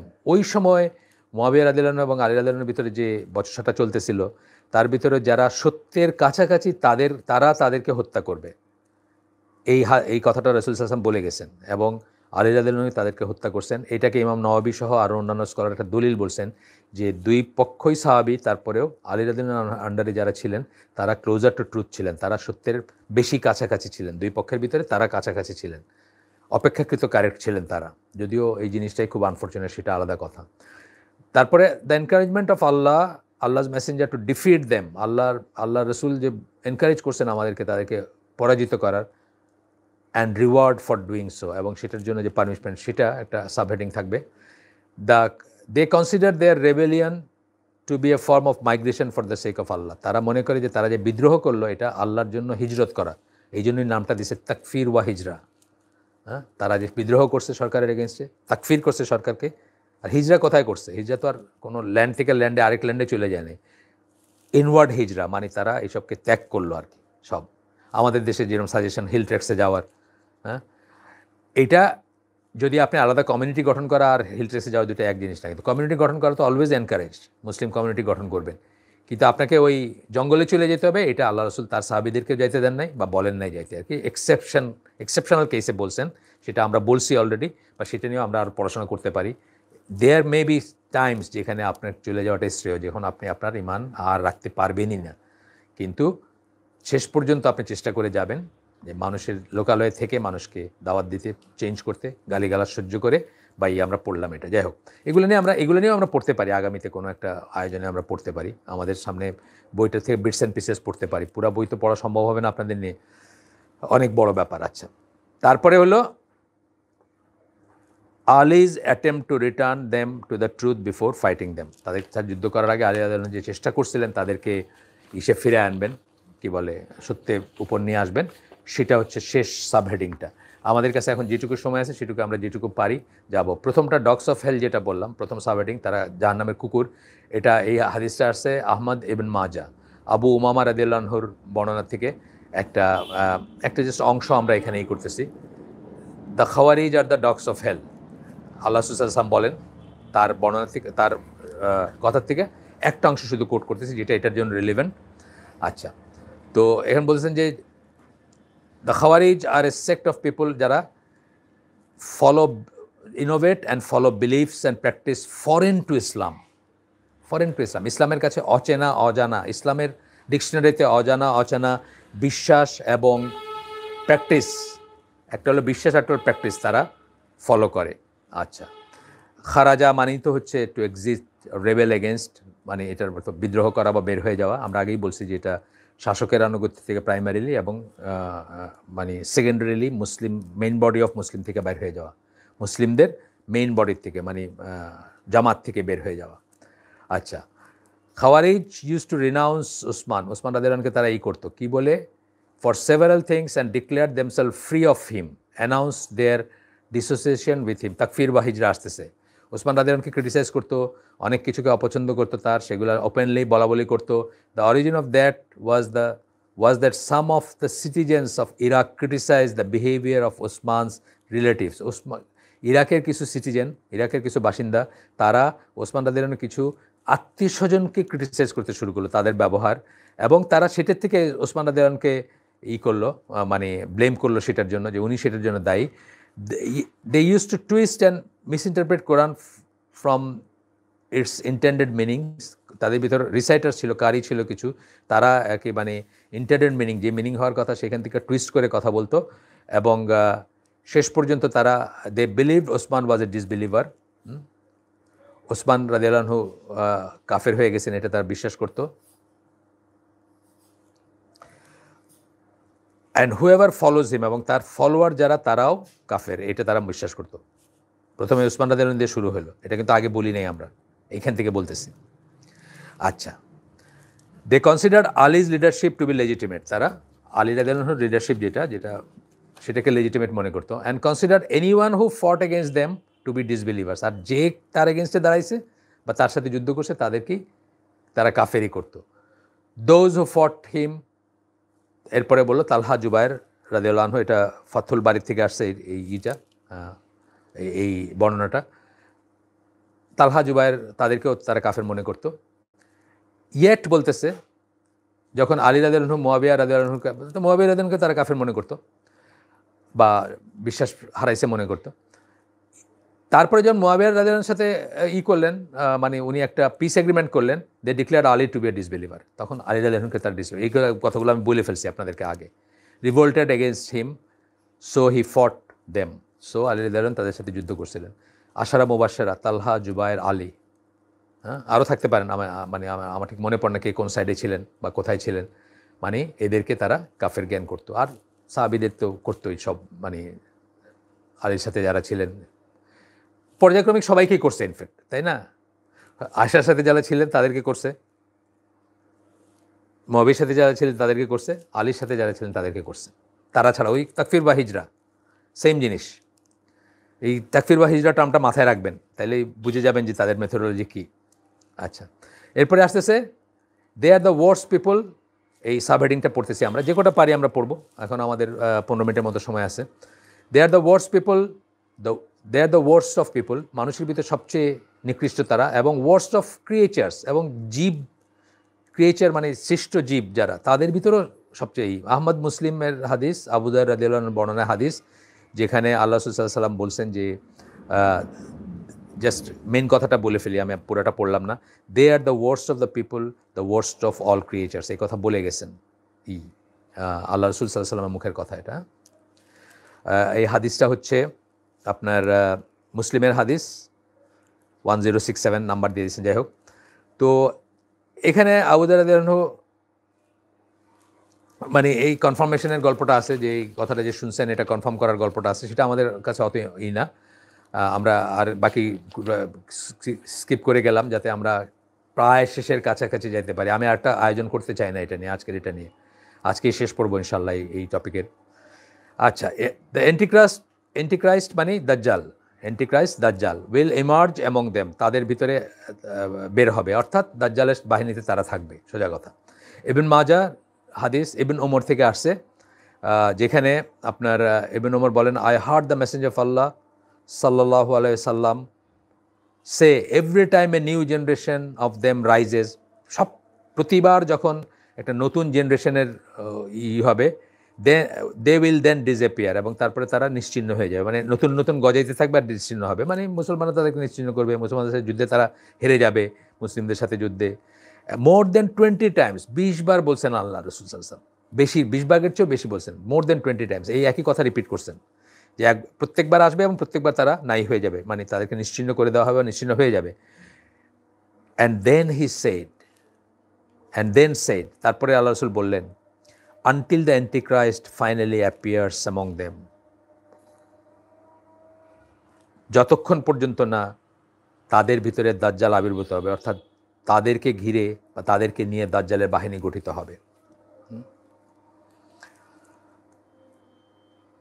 এটা আপনি এখনকার পলিটিক্স বা দুনিয়ায় যেভাবে যুদ্ধ চলতেছে, যা চলছে, কে কোন পক্ষে আছে এটা বাইর করা ভেরি ডিফিকাল্ট। আমি ওই দিন আমার ছেলের সাথে একটা ব্যাপার নিয়ে গল্প করতেছিলাম, যে বিল ক্লিন্টনের সময় বসনিয়া কোনো একটা আপনার বেজ্জতি সিচুয়েশন থেকে বাঁচার জন্য তার সরকার আল কায়দার নেতৃত্বের সাথে যোগাযোগ করছে, যে তোমরা যদি আমাদেরকে এখানে একটু বেজ্জত না করো, আমাদের মতো একটা ঘটনা ঘটাইতে দাও বা হইতে দাও, তাহলে আমরা তোমাদেরকে ছাড় দিব, ইজিপশিয়ান লিডারদের সাথে আমরা করব না, মানে ইজিপশিয়ান লিডার যারা তোমাদেরকে হত্যা করতে চায়, তোমাদেরকে নিশ্চিহ্ন করতে চায়, তাদেরকে আমরা মদত দিব না, এই ধরনের কোনো একটা করছে। এবং এই সময়টায় আয়মান আজ-জহরি আমেরিকা ঘুরে আসছেন, তারা তাদের চক্ষু বন্ধ রাখছে বা তারা হইতে দিছে ঘটনাটা আমেরিকানরা। এবং এই সময়টা মোবারক, হোসনে মোবারক আপনারা খুঁজলে পাবেন, যে কোনো ইন্টেলিজেন্স হিসেব খুঁজলে পাবেন, এই সময় হোসনে মোবারক মানে কি Sans of dogs and bitches, এইসব মানে কুকুরের বাচ্চা টাচ্চা বইলা আমেরিকান অ্যাডমিনিস্ট্রেশনকে গালিগালাজ করতে শুরু করছে, কারণ সে টের পাইছে ব্যাপারটা, যে তাকে বিক্রি করে দেওয়া হচ্ছে পিছনে।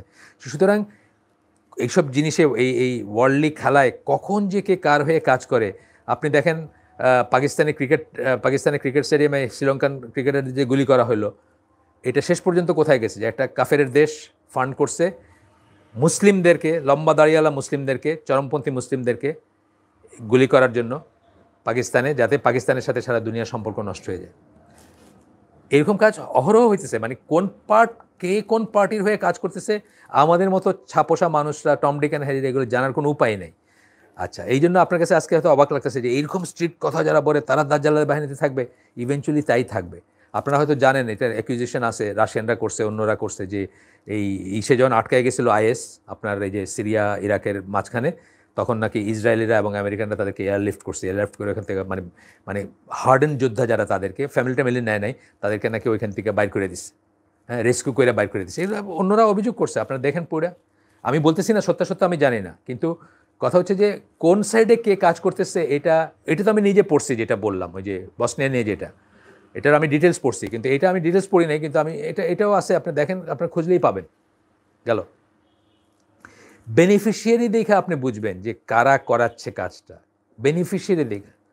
আমাদের হলি আর্টিজানে যে ঘটনাটা ঘটলো, বেনিফিশিয়ারি কারা, প্রথম কারা খবরটাই করলো, একটা ইহুদি পত্রিকা, ইহুদি ওয়েবসাইট, তারা প্রথম। কিভাবে বলেন আপনি, কিভাবে এবং কেন বলেন? সো এগুলো খুব জটিল হিসাব। যাই হোক, আজকে আপনার কাছে অবিশ্বাস্য মনে হতে পারে যে আল্লাহ রসুল বলছেন তার মুখ দিয়া, এটা হবে ইনশাল্লাহ, হইতেই হবে এটা। তো আজকে বলতেছেন, আপনার কাছে অবাক লাগতে পারে যে এই ধরনের যারা লম্বা দাড়ি, এই পাগড়ি পরে, বা মানে কি বলে, মানে আল্লাহর জন্য শহীদ হয়ে যাওয়ার জন্য জানটা হাতে নিয়ে হাঁটতেছে, তারা কি দাজ্জালের বাহিনীতে থাকবে? ইয়েস, থাকবে, বিকজ আল্লাহ রসুল সেড সো, আল্লাহ রসুল বলছেন তার মুখ দিয়ে, সেই জন্যই থাকবে। তো যাই হোক, এটা হচ্ছে ইবন মাজার হাদিস, এটা আলবানির মতে সাহি আল জামিতে করছেন উনি, ওটার নাম্বার হচ্ছে 8027, আর ইবন মাজার নাম্বার হচ্ছে 174। আপনারা দেখতে পারেন দলিল। আচ্ছা, এরপরটা হচ্ছে তারা হচ্ছে ওয়ার্স্ট অফ, ওই যে সবচেয়ে মানে সৃষ্টির সবচেয়ে নিকৃষ্ট প্রাণী, জীব। এটা ইবন মাজার হাদিস, আবু উমামা তার রাদিয়াল্লাহু আনহু তার বর্ণনায় আসছে। এখানে বলতেছেন যে worst people kill under the sky. আল্লাহ রসুল সাল্লাল্লাহু আলাইহি সাল্লাম বলেন, Abu Umama said, Abu Umama বললেন, আচ্ছা, আবু উমামা বলার পরে কেউ কেউ মনে করছিলেন যে এটা আবু উমামার কথা বোধহয়। তখন এইটা যিনি বর্ণনা করতেছেন, Abu Ghalib, one of the narrators, তিনি আবু উমামাকে জিজ্ঞেস করছেন, is this something only you yourself are saying? এটা কি এমন কিছু যেটা আপনি বলতেছেন আপনার মতো করে? He replied, no, rather I heard it from the messenger of Allah সাল্লাহ সাল্লাম। এই জন্য এই তাকিক করা হাদিস, এটা সেই পর্যায়ের হাদিস। তো তখন কি বলছেন, they are the worst people kill under the sky. আল্লাহর আকাশের নিচে সবচেয়ে নিকৃষ্ট শ্রেণীর মানুষ যাদেরকে হত্যা করা হবে হচ্ছে এরা, মানে যারা নিহত হবে তার ভিতরে নিকৃষ্ট হচ্ছে এরা। And the best people killed are those who they kill, এবং তারা যাদেরকে হত্যা করছে বা করবে তারা হচ্ছে সবচেয়ে উন্নত শ্রেণীর মানুষদের তারা হত্যা করবে। এরপরে আবার এটার অনওয়ার্ড বলছেন, they are the dogs of hell. এটা আমাদের দরকার নেই, সেটার আমরা পড়ে শোনাইলাম। এরপর একটা হচ্ছে distinguishing science on the day of Nahrawan. নাহরাওয়ানের দিন, অর্থাৎ যেদিন নাহরাওয়ানে আলী রাদিয়াল্লাহুর সাথে তাদের যুদ্ধ হয়েছে, ওই দিনের একটা পার্টিকুলার, ওই দিনকে আলাদা করার জন্য বা ওই দিনকে চেনার জন্য একটা পার্টিকুলার আলামত ছিল, আল্লাহ রসুল বলে গেছিলেন। সেই আলামতটার কথা আমরা কিন্তু আগের পেপারটাতে পাই নাই, যেহেতু এখানে ওইটা ছিল না ব্যাপারটা। তো এইখানে এটা বর্ণনা করছেন এবং খুব সুন্দর একটা ব্যাপার, এটা আমাদের জন্য শিক্ষণীয় একটা জিনিস। বুখারী এবং মুসলিমের হাদিস, এটা আবু সাইদ খুদরির হাদিস। সেখানে ভিতরে বলতেছেন যে আমরা আমরা ওই হাদিস মানে এইগুলার পড়বো না, মানে ওই বর্ণনাগুলা, যে বর্ণনাতে আপনার পুরো ঘটনাটা বর্ণনা আছে, যে এই এই যে স্বর্ণ বিতরণ থেকে নিয়ে তারপরে আল্লাহ রসুল বললেন, তারপর কেউ হত্যা করতে চাইলেন, এগুলো সব বলা আছে, সেগুলো আমরা পড়তেছি না। ওইখানে শেষ করে ওই হাদিসের শেষের দিকে আল্লাহ রসুল একটা সাইনের কথা বললেন, হ্যাঁ, একটা চিহ্নের কথা বললেন। Their sign is that of a black man. তাদের হবে, মানে আমি বাকিটা পড়লাম না, যে তীর যেভাবে বাইর হয়ে যায় পশুর থেকে, শিকার থেকে, এই সমস্ত বর্ণনাগুলো আছে, সেগুলো আমরা আমি পড়তেছি না। আমরা আসতেছি যে এই পয়েন্টটাতে, যে চিহ্ন যেটা বলছিলেন আল্লাহ রাসূল সাল্লাল্লাহু আলাইহি ওয়াসাল্লাম, যে আলামতের কথা বলে গেছিলেন তাদেরকে চেনার। Their sign is that a black man, one of his limb will appear like a woman's breast or disfigured lump of flesh. একটা কালো মানুষ থাকবে তাদের ভিতরে, খাওয়ারিজদের কথা বলতে গিয়ে বলতেছেন, কোনো একটা সময়ের কথা বলতে গিয়ে বলতেছেন, আসলে যুদ্ধের কথা মেন করছেন বা যুদ্ধের ইসের কথা। তার একটা লিম্ব, মানে একটা বাহু থাকবে যেটা ফোলা থাকবে, অনেক সময় না গোদ বা এই ধরনের কোনো কিছুতে ফোলা থাকবে। আচ্ছা, লাম্প অফ ফ্ল্যাশের মতো, মানে একটা গোশতের টুকরার মতো ফুলে থাকবে। They will emerge when the people are disunited. এই লোককে নিয়ে, বা এই লোক যেখানে থাকবে, এরা ইমার্জ করবে কখন? ওয়েন পিপুল আর ডিসইউনাইটেড, মানুষের ভিতর যখন বিভেদ দেখা দিবে, অর্থাৎ আলী রাদিয়াল্লাহু আনহু মুআবিয়া রাদিয়াল্লাহু আনহুর ভিতর যে বিভেদ দেখা দিছে, বা পুরা একটা কেওটিক সিচুয়েশন ছিল, সেটার ভিতরে তারা বের হয়ে আসবে। আচ্ছা, আবু সাইদ খুদরির কথা এখন আমরা পড়ি একটু এখানে। I টেস্টিফাইড that I indeed hard this হাদিস ফ্রম আল্লাহর মেসেঞ্জার। উনি আবার যেখানে বর্ণনা করতেছেন সেখানে আবার এটা ওথ নিয়ে বলছেন, যে আমি বলতেছি যেটা আমি আল্লাহ রসুল সাল্লাল্লাহু আলাইহি ওয়াসাল্লামের মুখ থেকে শুনছি। আই টেস্টিফাইড দ্যাট আলী বিন আবু তালেব ফট them while I was with him. এবং আমি সাক্ষী দিচ্ছি যে আলী রাদিয়াল্লাহু আনহু সেই বাহিনীর সাথে যুদ্ধ করছেন যখন আমি তার সাথে ছিলাম। He instructed that we search for that man. উনি বলছেন যে দেখো তো এরকম কোনো লোক পাও নাকি, মানে আল্লাহ রসুল সাল্লাল্লাহু আলাইহি ওয়াসাল্লাম বলে গেছেন, তাইলে এটা থাকতেই হবে, দেখো তো এরকম কোনো লোক পাও নাকি। He was found and Ali was brought to him. তাকে পাওয়া গেছে এবং আলীকে তার কাছে নিয়ে আসা হয়েছে। I saw that man exactly as the prophet described him. আমি সেই মানুষকে দেখছি যা রসুল সাল্লাল্লাহু বলছেন তার সম্বন্ধে, তার একটা বাহু এরম থাকবে, ফোলা থাকবে, মেয়েদের বুকের মতো অথবা লাম্প অফ ফ্লেশের মতো লাগবে দেখতে বাহুটা। অনেক সময় হয় না কোনো একটা ডিফেক্ট বা কোনো একটা অ্যাক্সিডেন্ট বা কিছুর থেকে, এক্স্যাক্টলি যা বলছেন সেভাবেই করছেন। এটা বুখারী এবং মুসলিমের হাদিস। বুখারীর নাম্বার হচ্ছে 3610, মুসলিমের নাম্বার হচ্ছে 1063। তার মানে আলী রাদিয়াল্লাহু আনহু খাওয়ারিজদের করছেন এবং তারা খাওয়ারিজি ছিল, মানে ইত্যাদি ইত্যাদি আর কি, সমস্ত জিনিসগুলো আসে। এরপরে আমরা একটা সাবহেডিং এড়াই যাচ্ছি, মানে এটা আগেও ডিসকাস হয়েছে। এরপরে হচ্ছে না, এটা একটু একটু একটু জায়গা আছে, সরি, এড়াই যাব না আমরা। এটা হচ্ছে murder of the people of Islam and ignore the people of idol worship. তারা ইসলামের মানুষকে হত্যা করবে এবং মুশরিকদেরকে ছেড়ে দিবে। এই পুরো হাদিস আমরা পড়বো না, আমরা আগেও পড়ছি বা দেখছি। এটা বুখারী, মুসলিম, আবু দাউদের হাদিস। শুধু শেষ অংশের একটা কথা পড়বো আমরা, যেখানে আল্লাহ রাসূল সাল্লাল্লাহু আলাইহি ওয়াসাল্লাম এর হাদিসটা বর্ণনা করে শেষের দিকে এসে বলতেছেন, they will murder the people of Islam while ignoring the people of idol worship. তারা ইসলামের মানুষকে হত্যা করবে আর মুশরিকদের ছেড়ে দিবে। মুশরিকদের পয়সায় যে একটা মুসলিম দেশে বোমা মারে, মুসলিমদের সন্তানকে হত্যা করে, যারা মুসলিমদের সাথে সারা দুনিয়ার সম্পর্ক নষ্ট করার জন্য যারা বিদেশি আমানাপ্রাপ্ত, মানে ভিসা নিয়ে যখন আসে গভর্নমেন্টের, মুসলিম গভর্নমেন্টের নিয়ে যখন পারমিশন নিয়ে আসে, তার প্রোটেকশনে থাকে, সে তাদেরকে হত্যা করে যাতে মুসলিম দেশটা বিপাকে পড়ে, তাদের অর্থনৈতিকই বন্ধ হয়ে যায়, ইত্যাদি ইত্যাদি। তারা কারা? তারা এই বর্ণনায় যাদেরকে বলা হয়েছে তারা। আপনাদের সামান্য বুদ্ধি থাকলে আপনাদের সেটা বোঝা উচিত। মুশরিকদের পয়সায় যারা হত্যা করে মুসলিমদেরকে, অথবা মুসলিমদের সাথে যারা আছে তাদেরকে, অথবা মুসলিমদের আমানাপ্রাপ্তদের, অথবা মুসলিমদের স্কুলের ছাত্রদের, তারা কারা?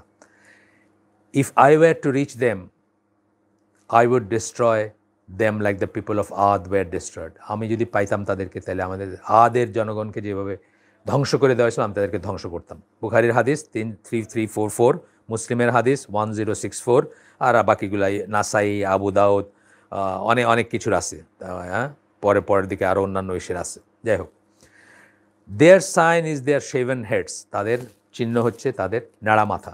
আহমদের, বুখারীর, মুসলিমের হাদিস এটা। সাহেল বিন হানিফের বর্ণনায় আসছে হাদিসটা। আমরা সবটুকু পড়ব বা আচ্ছা ঠিক আছে, আমরা রিলেভেন্টটুকু পড়ি। A people will emerge from the east having shaven heads. আল্লাহ রসুলের যে অবস্থান, সেখান থেকে পূর্ব দিকের থেকে মানুষজন বের হয়ে আসবে। অবভিয়াসলি সেখান থেকে ধরেন ইরাক অবশ্যই তার পূর্ব দিকে, বা আরও খাওয়ারিজদের যে সমস্ত জায়গা আছে। আচ্ছা, মানে ইমার্জ যখন বলা হয়েছে তার মানে এটা মানে শুরুটার কথা বলা হয়েছে। আমরা পড়লাম যে ইরাকের সিটিজেনদের ভেতর থেকে শুরু হয়েছে এটা। They will recite the Quran with their tongues but it will not surpass. আর বাকিটুকু তো আমরা জানি, এগুলো পড়ছি আমরা।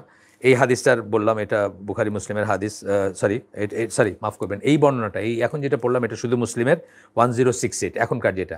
আর বুখারীর বর্ণনায় আসছে এই একই কথা আসছে, সেটা হচ্ছে যে আবু সাইদ খুদরির হাদিস বুখারীরটা। সেখানেও হাদিসটা শেষ করে একদম লাস্টে it was asked what is their distinguishing sign. উনি যখন বললেন খাওয়ারিজদের বর্ণনা, আল্লাহ রাসূল সাল্লাল্লাহু আলাইহি ওয়াসাল্লাম কীভাবে বলে গেছেন, তখন জনগণ তাকে জিজ্ঞেস করলো যে তাদের ডিস্টিংগুইশিং সাইন কী ছিল। এটা হলো বুখারীর বর্ণনা। তখন উনি বললেন their sign is shaven heads, মানে নেড়া মাথা থাকবে। অর্থাৎ নেড়া মাথা থাকলেই খাওয়ারিজ হবে না, খাওয়ারিজদের নেড়া মাথা থাকবে, হয়তো অধিকাংশের বা অনেকের থাকবে, এরকম ব্যাপার আর কি। আচ্ছা, এরপরের সাবহেডিংটা হচ্ছে, আমার সময় প্রায় শেষ, ইনশাল্লাহ কাছায় ফেলছি আমি। They recite the Quran with their tongues, শুধুমাত্র জিব্বা দিয়েই করে। এটাও সাহাল বিন হানিফের বর্ণনায় হাদিস, তাওয়ারানির হাদিস, যেখানে আপনার আল্লাহ রাসূল সাল্লাল্লাহু আলাইহি ওয়াসাল্লাম বলেন, there will arise a people from my nation who will drink the Quran just as they drink milk. এইটা কিন্তু আমরা শুনি নাই, এই বর্ণনাটা এই হাদিসের এই ভাষাটা আমরা আগে শুনি নাই, যে যারা কোরআন পান করবে just as the drink milk, যেভাবে তারা দুধ পান করে। এইটার করতে গিয়ে বলছেন, এইটার এক্সপ্লেনেশন দিতে গিয়ে বলছেন, meaning they will merely move their tongues with it, neither pondering over its meaning nor being concern with its laws and ruling. মানে তারা শুধু মুখ দিয়ে এটা জপে যাবে, এটার মিনিং নিয়ে চিন্তা করবে না কী মিনিং, এবং লজ এবং রুলিং নিয়েও কনসার্ন থাকবে না যে আসলে কী বোঝানো হয়েছে বা কী করা হয়েছে। Instead it will simply pass over their tongue just as drink of milk quickly passes over them. যেভাবে দুধ তো আর কেউ চাবায় খায় না, মুখে নিয়ে একটু স্বাদ গ্রহণও করে না, একটু চিন্তাও করে না, তাই না? একটা মাংস বা একটা অন্য কিছু খাইতে গেলে আপনি কী করেন, আপনার টেস্টটা পান, আপনি রিলিশ করেন বা সুন্দর করে চিবান, আপনি মজা করে খান, সময় নেন খাওয়াতে, হ্যাঁ, বা আপনার একটা স্যাটিসফ্যাকশন চলে আসে। আর দুধ কি ডক করে খেয়ে ফেলে মানুষ, সেটা বোঝাইতে গিয়ে এই কথাটা বলা হয়েছে। এটা একটা এক্সপ্রেশন। আর এই হাদিসটা হচ্ছে সহিহ আল জামিতে, জামির হাদিস, আলবানির 3547 ওইখানকার নাম্বার। আচ্ছা, they are mostly people of talk not action. আপনি দেখবেন আমাদের স্কলাররা আমাদের শিখাই দেন, আমাদের কোন স্কলারকে আমি শুনছি বলতে, যে আপনাদেরকে বলবে তো যে এই কাশ্মীর ওই এটা এই, আপনি বললেন যে ভাই আপনি যান না একটু গিয়ে, আপনি ওইখান থেকে যুদ্ধ টুদ্ধ করে আসেন, এসে বললেন আমাদের কেমনে যাইতে হয়, কী করতে হয়, হ্যাঁ, কী প্রিপারেশন, কী জানতে হয়, তারপরে আমরা দেখব না চিন্তা করে, এটা বলে দিন। আসলেও তাই, আপনাকে ইনসাইট করবে, এক্সাইট করবে, আর মানে হেন করবে তেন করবে। ঢাকার থেকে বাস কইরা আপনার এইবার না আগের বার যখন রোহিঙ্গারা অত্যাচারিত হইল, বাস করে নাম্বার দিয়ে দিছে মোবাইল ফোনে, ওখান থেকে কী করছে, র্যাব পুলিশে তাদেরকে দৈরা সসম্মানে ফেরত পাঠাই দিচ্ছে। কারণ তারা ওইখানে কোনোদিন কি মিয়ানমারে যেতে পারবে, কোনো দিন বর্ডারে পৌঁছাতে পারবে? বর্ডার গার্ড তাকায় তাকায় দেখবে? তারা যদি ইট মারে ঢিল মারে একটা, তাহলে ওই বর্ডার গার্ডে মারবে, কোনোদিন বার্মিজ সোলজারে মারবে না। এগুলো হলো জাস্ট এই যে বলছেন, they are mostly people of talk not action, mostly বলছেন, বেশিরভাগ হচ্ছে এই। এটা হচ্ছে আবু দাউদ এবং হাকিমের হাদিস, আবু সাইদ এবং আনাস রাদিয়াল্লাহু আনহু বর্ণনায় আসছে এই হাদিসটা। এখন যেটা করতেছেন, আমরা সব পড়বো না, এখানে শুধু একটাই বলছেন আল্লাহ রাসূল সাল্লাল্লাহু আলাইহি ওয়াসাল্লাম, এর একটা কথাই আমরা পড়বো। There will appear within my nation differences and division, যখন মানে বিভেদ দেখা দেবে আমার জাতির ভিতরে, আমার উম্মার ভিতরে, people who will perfect their speech and make evil their actions, যাদের স্পিচটা হবে পারফেক্ট কিন্তু অ্যাকশন হবে ইভিল, দুষ্ট কাজ করবে তারা, আর কথায় মনে হবে যে একদম দুনিয়া উদ্ধার করে ফেলতেছে। ঠিক আছে, আমরা এটা পড়লাম। আমরা এর পরবর্তী যাই, সাবহেডিংয়ে যাই, আমাদের সময় শেষ আসলে। আর 2টা মিনিট আমি বেশি নিচ্ছি তাকওয়া মসজিদকে বলে, জাস্ট আজকে আমি শেষ করে দিতে চাইছি এই জন্য। এবার একটা হচ্ছে দে আর দ্য মারিকুন। মারিকুন মানে কি, দে পাস থ্রু দ্য রিলিজিয়ন, ওই যে তীর বাইর হয়ে যায় বলছেন না, রিলিজিয়ন থেকে বাইর হয়ে যাবে, সেটার কথা বলতেছেন এখানে। আল বাজার রেকর্ডেড অ্যাজ ডিড ইবন আবি আসিম, মানে এরা করছেন তাদের বইতে, এটাকে অ্যাকোমোডেট করছেন। এইটা হচ্ছে আলবানির মতে, Albani along with referencing of Albani for this statement of Ali। আচ্ছা, এখানে আলী রাদিয়াল্লাহু আনহু বলেন, I have been ordered to fight the মারিকুন and these people are the মারিকুন, মানে যাদের সাথে উনি যুদ্ধ করছেন তাদের কথা বলছেন নাহরাওয়ানের সময়, আলী রাদিয়াল্লাহু আনহু বলছেন। তো যাই হোক, এটা আমরা জাস্ট আরেকবার করলাম যে ওরাই যে ঠিক ছিল বা ওইটাই যে উনি বুঝছেন। Closer to the two parties the truth will defeat them, এইটা আমাদের জন্য খুব ইম্পর্টেন্ট। কারণ আমরা দেখি এই মুআবিয়া রাদিয়াল্লাহু আনহু এবং আলী রাদিয়াল্লাহু আনহুর ব্যাপারটাতে নিয়ে দুই পক্ষেই আমরা দেখি খুব ইনজাস্টিস করতে। কেউ কেউ আসেন মুআবিয়া রাদিয়াল্লাহু আনহুকে পচায় শেষ করে ফেলেন, কেউ কেউ আসেন আলী রাদিয়াল্লাহু আনহুর সমালোচনা করেন। শিয়াদের কথা বাদ দিলাম, শিয়াদের ছেড়েই আমি বলতেছি, কিন্তু আসলে কি ব্যাপার আল্লাহ রাসূলটা বলে গেছেন যে দুই পক্ষের ভিতরেই কিছু সত্য থাকবে বা পয়েন্টস থাকবে, কিন্তু যারা সত্যের অপেক্ষাকৃত কাছে তারা তাদেরকে ডিফিট করবে, তাদেরকে হারাবে খাওয়ারিজদের। এটা ইমাম নওয়াবী এটাকে স্পষ্টত বলছেন, এটা আলী রাদিয়াল্লাহু আনহুর কথা বলা হয়েছে, এবং আলী রাদিয়াল্লাহু আনহু এই বচসায় ক্লোজার টু ট্রুথ ছিলেন। এটা আমাদের জন্য একটা পয়েন্ট। মুসলিম এবং আবু দাউদের হাদিস, আবু সাঈদ রাদিয়াল্লাহু আনহুর হাদিস, বর্ণনা হাদিস, শুধু ওই অংশটা পড়তেছি আমরা। The closer to the parties to the truth will kill them. কাদের কিল দেম বলে আল্লাহ রসুল ওই টার্মটা ইউজ করছেন, যেদিন আমরা টার্মটা পড়লাম একটু আগে, পড়ছি না আমরা টার্মটা, সেই টার্মটা যে কাদের, সেটা মারিকা যাদের, তাদেরকে করবেন, হত্যা করা হবে। মারিকা যাদের, তাদেরকে ক্লোজার যারা, তারা হত্যা করবে। অ্যান্ড ইন নারেশন, এই নারেশনটা হচ্ছে সহি আল জামি আলবানির মতে সহি, এটা আবু দাউদের মুসলিম এবং আবু দাউদের নারেশন এটা এখন যেটা পড়লাম। আর বুখারীর যে সরি, অ্যান্ড ইন মুসলিমের আরেকটা নারেশনে আসছে, আরেকটা বর্ণনায় আসছে, there will be in my nation two parties, between them a group of marika will emerge। দুইটা ভাগ হবে, দুই পার্টি হবে আমার জাতির ভিতরে, তার ভিতরে একটার থেকে মারিকারা বের হয়ে আসবে। The closer of the two parties to the truth will kill them, যারা অপেক্ষাকৃত সত্যের কাছাকাছি তারা তাদেরকে হত্যা করবে। আর নওয়াবী এখান থেকে বলছেন এক্সপ্লেনেশনে, সহিহ মুসলিমের এক্সপ্লেনেশন বলছেন ইমাম নওয়াবী, যে এটার থেকে আমরা বুঝি যে আলী রাদিয়াল্লাহু আনহু, this narration are explicit in that Ali was correct and the other party the companions of Muawiya were mistaken in their interpretations. তারা যেভাবে সব কিছু করছেন বা করছেন, তাদের ছিল, বাস এইটুকুই এনাফ। ইবন তাইমিয়ার বর্ণনা আছে এখানে এটা নিয়ে, এই হাদিসটা নিয়ে উনিও সেম জিনিস বলছেন, যে এই মারিকা বা দিয়া উনিও বলছেন যে আলী রাদিয়াল্লাহু আনহু কারেক্ট ছিলেন বা ছিলেন, ক্লোজার টু কারেক্ট ছিলেন, এটা উনিও বলছেন গেল। And in this hadith there is evidence that both parties and had something of truth, দুই পার্টিরই কিছু সত্য ছিল, তাই না ক্লোজার টু ট্রুথ বলতেন না, বলতেন যে একটা একদম ভুল, সেটা বলতেন। তো both parties had something of truth, দুজনের কিছু মানে কিছু সত্য ছিল, বাট দ্যাট আলী রাদিয়াল্লাহু আনহু was closer to the truth, Ali রাদিয়াল্লাহু আনহু ট্রুথের কাছাকাছি ছিলেন।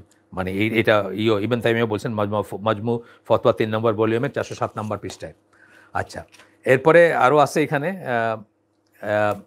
এরপরের পয়েন্টটা হচ্ছে এনকারেজমেন্ট অফ আল্লাহর মেসেঞ্জার, আল্লাহ রাসূল সাল্লাল্লাহু আলাইহি ওয়াসাল্লাম তাদেরকে পরাজিত করার এবং পরাজিত করার জন্য এবং তার জন্য রিওয়ার্ড বলে গেছেন। বুখারী, মুসলিম, আবু দাউদ, বুখারী, মুসলিম, আবু দাউদের হাদিস, যেটা আমরা পুরাটা পড়বো না। এখানেও ইয়াং ইন এজ কথাটা বলছেন, যেটা আমাদের প্রথম পয়েন্ট ছিল, 58টা পয়েন্ট যে আমরা পড়লাম সেটার। wherever you find them, kill them, and for whoever kills them will have reward on the day of resurrection. যেখানে পাবা তাদেরকে হত্যা করো, এবং যে হত্যা করবে তার জন্য কিয়ামতের দিন আখেরাতে পুরস্কার থাকবে। সহি আল জামি, এটা হচ্ছে 7883 আলবানির মতে সহি, মানে সহি আল জামিতে তো সেই হাদিসগুলো আছে। আর এটার এই হাদিসের উৎস হচ্ছে সহি আল জামি তো ওনার তাহকিক করার পরে, বুখারী, মুসলিম, আবু দাউদ, হ্যাঁ, এখান থেকে শুরু হয়েছে হাদিসটা। তারপরে উনি আবার এটাকে করে গেছেন, তাহকিক করে সহিতে স্থানান্তরিত, মানে সহিতের জায়গা দিয়ে গেছেন। এখন আমরা বোধহয় আর একেবারে শেষে চলে আসছি ইনশাআল্লাহ, একদম শেষে। আমি আজকে চেয়ে নিলাম যে আজকে শেষ করতে চাই, এটা একটু সময় নিছি। They consider the rebellion to be a form of migration for the sake of Allah. এটা আগে বলে ফেলছি বোধহয় আমরা। তারা তাদের এই বিদ্রোহকে হিজরত মনে করে, তাকফির বা হিজরা, আবার সেই কথা আসতেছে। আহমদের হাদিস এটা, যেটা আমরা পড়ব, যেখানের ভিতর একটা লাইন আমরা পড়ব যে আল্লাহ রাসূল সাল্লাল্লাহু আলাইহি সাল্লাম বলছেন, কিতাব আর সুন্নাহ থেকে এটা আসছে, ইবন আবি আসিম তার কাছ থেকে আসছে, তার বইতে। Tuba a tree in paradise, আমরা জানি তুবা একটা গাছ, জান্নাতের একটা গাছ। Is for he who kills them or they kill him, যে তাদেরকে হত্যা করবে অথবা তারা যাকে হত্যা করবে, দুটাই। তারা এমনও হতে পারে যে তারা হত্যা করে ফেললো কাউকে, আলী রাদিয়াল্লাহু আনহুকে যেভাবে করছে, তার জন্য জান্নাতের তুবা প্রমিসড, মানে জান্নাতেরই। আচ্ছা, এরপরে আমরা দেখি কোথায় যাব। প্রায় শেষ আমরা এর পরেরটুকু আর আলোচনা না করলেও হবে। আমি 7 মিনিট এক্সট্রা নিছি, আমাকে মাফ করে দিন ফর তাকওয়া মসজিদকে পার্টিকুলারলি বলতেছি।